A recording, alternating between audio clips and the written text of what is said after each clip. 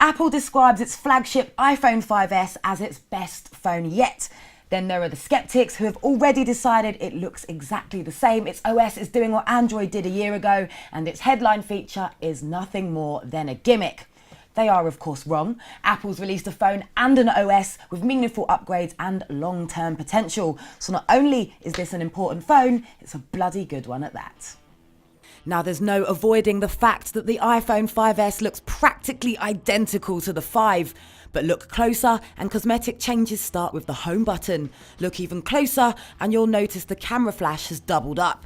Cosmetic updates may be minor, but it's worth remembering the iPhone 5 was already the best made and arguably the best looking smartphone in the world, making the 5S just as comfortable to hold, just as uncompromisingly detailed, and we suspect just as easy to scratch. Then there's its main party trick. Some are calling the Touch ID fingerprint scanner a gimmick, but it's already a more natural way to unlock your phone and authorise iTunes and App Store purchases, and we reckon this is just the start of what it will be able to do. In use, it's pretty flawless, although there were a few occasions when the scan didn't work first time. It can register up to 5 fingers, prompting you to place and lift your finger or thumb a number of times and angles to record your print. Unlocking your phone becomes only slightly faster and more effortless, but it's undeniably awesome. It's impressively reliable, even when you challenge it with an unregistered finger or by pressing it the wrong way up. Just remember, your passcode is required to unlock the 5S after a shutdown, and if you turn off the passcode, Touch ID goes with it. Now, as we know, the 5S has the same Retina display as the 5. The 4-inch diagonal measurement and 1136 by 640 pixel resolution are both disappointingly low in comparison to the latest Full HD Android flagships, but it's still an incredible display with great contrast, punchy whites and deep blacks. Plus, it's still great for one-handed use. And when it comes to software, it's all change. iOS 7 is beautifully designed with subtle transparencies, cool animations and slender fonts. And it's not a radical departure, so it's still immediately recognizable. Control Center is especially welcome. Sliding up from the bottom edge of the screen, even when locked, provides quick access to the most regularly used settings. The phone wallpaper also shifts slightly as you rotate the screen, lending a sense of three-dimensionality that's enhanced by the smooth zooming transitions as you access features. It's a deceptively huge improvement over iOS 6, and mark our words, tricks and shortcuts will become second nature and difficult to live without. But the widgets and live tiles of Android and Windows Phone 8 are still missing, and it's still just the clock and calendar that offer up any immediate live information. The Today panel of the Notification Center is also disappointing. We were hoping for a Google Now rivaling selection of smart, location sensing information, but it turns out to contain a very basic weather forecast and calendar with the odd reminder.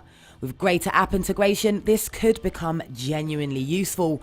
Talking of which, it goes without saying that Apple is still streets ahead of Android when it comes to apps. Now, with its new A7 processor, the speed and graphics of the 5S are supposedly twice as fast as those of the A6 in the 5 and 5C. It's also the world's first 64-bit chip, so in theory, this means graphic-heavy gaming and complex software will process more efficiently. But other than Infinity Blade 3, nothing currently exists that will take advantage of this architecture. What we're seeing is Apple preparing itself for the steady convergence of mobiles and computers, and a future where we can use any app and do our normal day-to-day computing across any device. And while we're talking grunt, the 5S also runs OpenGL ES 3.0, which makes for what should be ridiculously brilliant gaming graphics. But until more apps are written that exploit the hardware, you won't really see the benefit.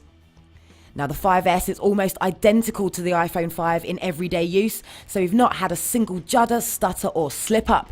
The experience is as fast and fluid, no matter how many apps you open, how much you multitask or how fast you play Temple Run. Now, moving on to its camera, and the 8-megapixel eyesight sensor is now 15% bigger than before, with larger pixels and a wide aperture of f2.2 for greater light sensitivity. What this basically means is that it's a fantastic everyday camera, and shots on the iPhone 5S are brighter and punchier than they are on the 5, and greater contrast helps reveal more detail. Colour balance is also a lot more realistic. A quiet work of genius is its True Tone flash. The usual white LED works in conjunction with an amber LED to adjust the intensity and colour temperature of the flash in real time, so you can expect more accurate skin tones and more balanced light in nighttime shots.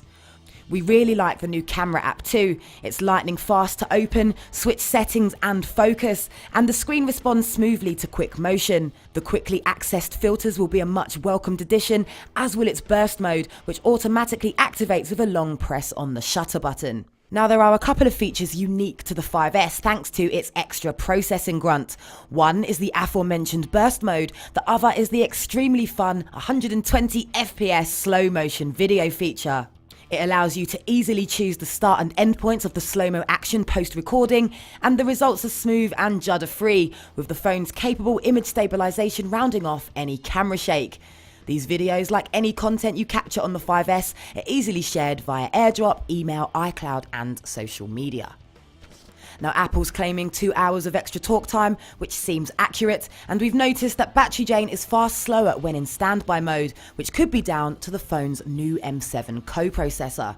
It monitors motion data from your gyroscope, accelerometer and compass, so the A7 chip doesn't have to, and it can apparently tell if you're moving quickly and prevents the phone from constantly trying to connect to Wi-Fi.